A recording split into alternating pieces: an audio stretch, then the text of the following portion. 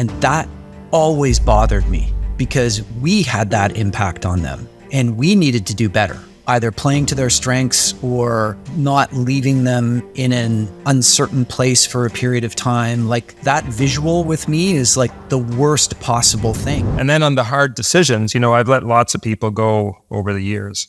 Always, in retrospect, did it too late. Realized afterwards that nobody wants to do a bad job. We're all what Peter Drucker calls knowledge workers, right? We are the product that the company hires, and we know when we're not crushing it, So it's actually humanitarian. It's compassionate. It's compassionate for the person. It's compassionate for all the other stakeholders, right? For the other employees. Often you let go of like a department leader as an example. People in that department knew it.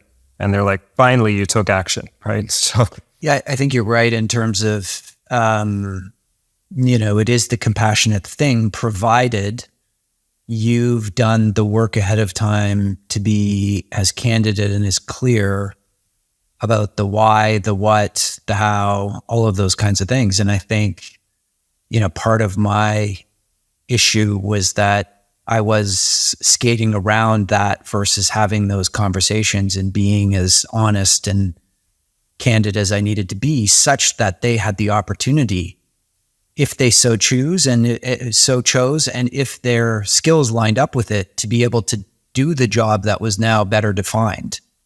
And I think that's part of the journey too, is I have a tendency, to let it fester and to feel it in my gut, but not express it as clearly as I need to be.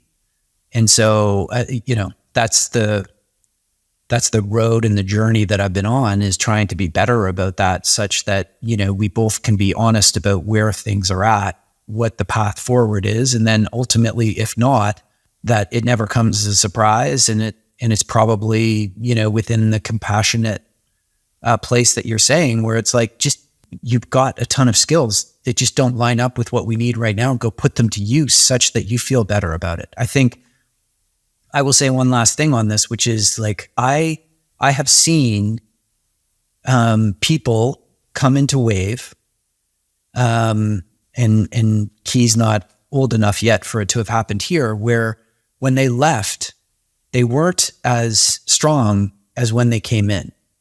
And that always bothered me because we had that impact on them. And we needed to do better about, either playing to their strengths or, not leaving them in an uncertain place for a period of time. Like that visual with me is like the worst possible thing. And so, I think that really helped cement that I needed to be better at expressing those things, such that those people never were in that limbo where they felt uncertain.